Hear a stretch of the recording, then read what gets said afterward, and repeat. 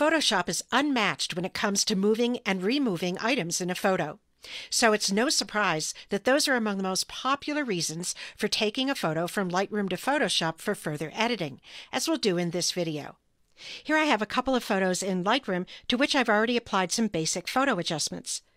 There's some content that I'd like to remove from this photo and move around in this photo. So with both of these photos selected, I'll right-click either one, and following the same workflow I showed you in the first video in this series, I'll choose Edit in Adobe Photoshop.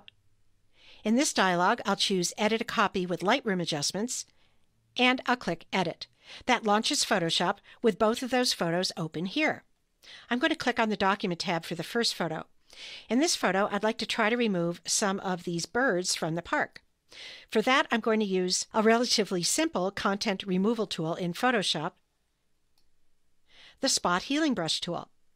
I'll move into the image, and with a brush tip that's just a little bit bigger than one of these birds, I'll click on the bird to remove it. I'll click on the shadow too, and I'll click on these other birds. I can also click and drag with this tool to remove multiple birds at once. And I'll take care of these birds as well. This tool does a great job of hiding content like this, but sometimes the spot removal tool may not be all you need. One of the benefits of removing content in Photoshop is that you have multiple tools to choose from. So let's try out one other tool. I'll go over to the Tools panel, I'll click on the Spot Healing Brush tool, and this time I'll choose the Patch tool. Up in the Options bar for the Patch tool, I'll make sure it's set to ContentAware. And then I'll move into the image, and with this tool I'm going to click and drag a boundary around the area that I want to remove. And I'm including a little of the grass inside this boundary as well, which is important to get the best result. When I get back to the beginning of my boundary and release my mouse, that creates a selection. I'll click and hold inside the selection, and I'll drag to another part of the image. And notice that as I do that, I can see inside the original selection what content is going to be used as a patch. I'll release my mouse, and Photoshop does its best to blend the resulting patch with the surrounding area. I don't need the selection anymore, so I'll go up to the Select menu and I'll choose Deselect. I'm done removing content here in Photoshop, so I want to save the photo so that it automatically appears in Lightroom.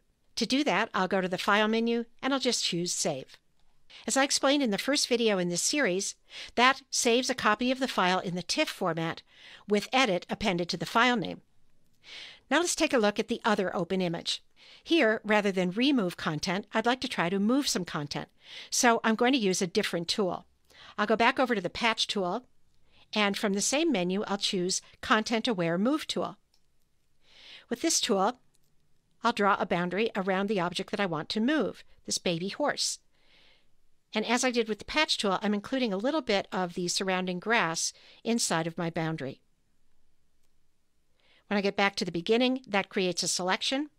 I'll click inside the selection and hold down, and I'm going to move the horse over and up a little bit, closer to his mother.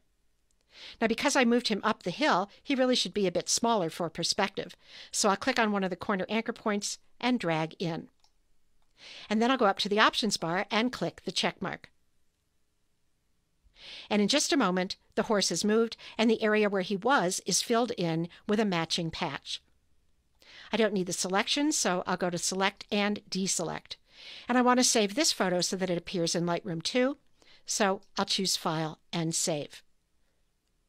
Returning to Lightroom, you can see that there are now 2 copies in Lightroom of each of the photos that we passed from Lightroom to Photoshop and saved back to Lightroom.